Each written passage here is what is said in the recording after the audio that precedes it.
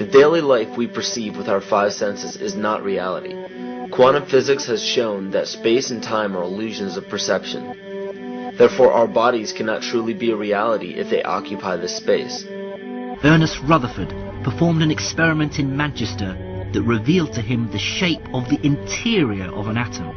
Scientists were shocked to discover that the atom is almost entirely empty space. The question then became, how could this empty atom possibly make the solid world around us? Our true consciousness does not exist in our brains or in our bodies. But this illusion of our individual bodies, along with the misinformation of our true origins, has manifested the idea that we all think independently from one another. With this misunderstanding, it would seem impossible to scientifically explain telepathy, clairvoyance, spiritual mediums, and other phenomena dealing with transferring information between sources without physical means of communication. But when you understand that there is a common spiritual bond between all things in the universe, and that we are all part of one divine intelligence, no phenomena is unexplainable. This simple understanding fills all the holes in modern religions. It explains reincarnation, déjà vu, predictions of the future, and literally every event, occurrence, or anomaly ever experienced. The blank matter within the most basic building blocks of perceivable existence is malleable and molded by intent. This means that consciousness shapes our reality. This seems difficult to accept for most, and it is quite understandable. In modern times, we are taught from an early age how to think rationally and tangibly. This is a very left-brain method of education, and it has more harmful effects than it's given credit for. The left brain deals with logic, details, facts, patterns, practicality, science, and math,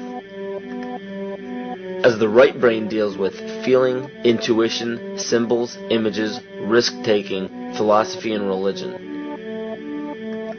With a deliberate push for government-controlled educational curriculums, generation after generation of the youth are being taught to focus only on the facts, figures, and numbers. Repetition is used to train children subconsciously to accept what they're learning. Children aren't rewarded for questioning the validity of the information they receive. They are ridiculed. However, the children who blindly accept the information as true and merely regurgitate the information on command when it is time to take a test, those children go on to become the decision makers in our government, law, medicine, business, and every other occupation with power and prestige. The most detrimental effect of being pushed away from holistic thinking with the full brain into a strictly left brain thought is what is known as the suppression of the feminine. Every male and female have both feminine and masculine qualities. It has nothing to do with man or woman. These are represented by the left and right brain, yin and yang, black and white, light and dark, and most every other duality. Both are vital to our spiritual and physical health. In ancient Egypt, the female was the rightful heir to the throne. The male she chose to marry became pharaoh. This depicted the goddess tradition that has been destroyed to make way for a patriarchal, male-dominated society we see enforced in every major denomination. In suppressing the feminine of every society and pushing the people to strictly left-brain thinking, the natural ability for humanity to feel earthly, cosmic, and personal energy became lost. Traditions that were passed on through shamans, witch doctors, magicians, psychics, and seers of all kind became outlawed and ridiculed and given a stigma of something out of a Hollywood movie. Every religion explains that we are children of God and have godliness inside of us. If you erase the anthropomorphized God and understand that God is nothing more than the spiritual web that connects all things, all religious scriptures begin to make much more sense. Our bodies are merely vessels to contain our spirit, to gather experience for the divine mind. This is how evolution is possible. It is scientifically proven that all species are evolving into more complex beings. Innate knowledge or racial memory within all species is the understanding of newborns of all kinds to automatically know specific details and traits that the mother does not have to teach them. Therefore, innate knowledge helps every species naturally evolve towards more complex organisms. Lyle Watson claims that it was a Japanese scientist who observed the 100th monkey effect in 1952. In this observation, he discovered that a certain portion or percentage of monkeys learned or developed a new trait. The knowledge became an innate ability in that species. This is further testimony to a collective consciousness among species.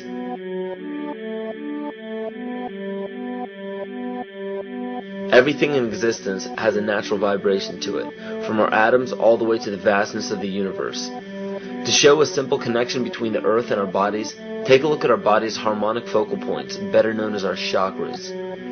Just as there are harmonic focal points on the guitar string, there are locations within our body where our vibrations culminate. In Eastern philosophies, these 7 chakras are used to bring health and balance to the physical and spiritual body. Our Earth also has 7 chakra points at equally distant locations from one another. There is 1 chakra point on each continent. The root chakra is in Mount Shasta, California. The sexual chakra is in the Isle of Sun, Lake Titicaca in South America. The solar plexus chakra is in Uluru Kata Juta in Australia. The heart chakra is in Glastonbury or Shaftesbury, England. The throat chakra is where the Great Pyramids of Giza in Egypt are. The heart chakra is at Kuhe Malak Sia in Iran. And the crown chakra is at Mount Kailas in Tibet. Scientifically, this is explained because at the core of our Earth there is a molten iron crystal that resonates at approximately 7 Hertz. There are energy vortexes all over the Earth where electromagnetic energy emanates. There are also several vile vortices surrounding the equator where strange anomalies occur, such as radio and compass malfunctions, as well as plane and ship disappearances. You may have heard of a few of these. So the intangible parts of our existence, such as emotions, are part of the true reality of higher consciousness. If emotions are part of a realm that we cannot experience with our 5 senses, then how is it that we are all aware of our emotions? What most people believe to be emotions are not truly the emotion itself. What we are experiencing is the physical manifestation of these emotions. Anger causes disturbance in the psyche, which manifests itself in the ego. These manifestations cause the heart rate to increase, body temperature to rise, and spawn many other physical traits that signify anger. Just as music from the radio is a physical manifestation of an intangible signal, our experience of emotion is the physical manifestation of an intangible signal as well. It has been shown that our emotions have a vibratory frequency to them. Furthermore, there are only 2 emotions that humankind experiences: fear and love. All other emotions branch either directly or indirectly from these 2 emotions. Fear has a long and slow frequency vibration to it, while love has a very rapid and high frequency. To show that vibration is the very foundation of existence, Tiene developed what is known as cymatics in the 1940s to show that when vibrations of sound are passed through a form of media, there is a set pattern that will follow. When the frequency increases, the media develops into a more complex pattern. This is precisely what is happening to our Earth and to humanity. There are 64 possible codes of amino acids in our DNA structure made from 4 elements: carbon, oxygen, hydrogen, and nitrogen. By any means of logic, we should have all 64 codes activated within our DNA structure. Yet we presently only have 20 active codes. And of these 64 possibilities, it appears that only 20 of these codes are turned on right now for us, the 20 amino acids. There is a switch that turns off and turns on where those coding sites lie, and that the switch for that turning off and turning on is what we call emotion. And this is the first time that we've ever seen the patterns of emotion directly physically linked to human genetic material. Well, fear is a long, slow wave of emotion. So this wave of fear is a long, slow wave and touches relatively few sites on this DNA. So an individual living in fear is limited to the number of antennae that they have available to them, whereas an individual living in the pattern of love, this is love. In DNA, you can see it's a higher frequency, shorter wavelength. We have many more potential sites for coding along that genetic pattern. This information, this is amazing. This is the first time we've ever had a hard digital link between emotion and genetics. This is important to understand because another researcher named Vladimir Popanov measured tiny particles of light called photons inside a vacuum tube. The photons were scattered as expected. A sample of DNA was then entered into the vacuum tube and they measured the photons again. They found that the particles of light aligned themselves along the axis of the DNA. Then, as they removed the DNA sample, the photons remained aligned to the same form of the DNA, even though no DNA was present. This is what is known as the phantom DNA experiment. Science has now bridged a very important gap between physical and ethereal, or spiritual. Our emotions directly affect the structure of our DNA, which directly shapes the physical world we experience every day.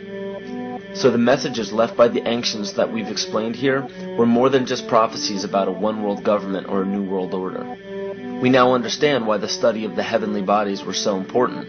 The rotation and orbit of all that makes up our universe serves as a clock to map changes and transitions.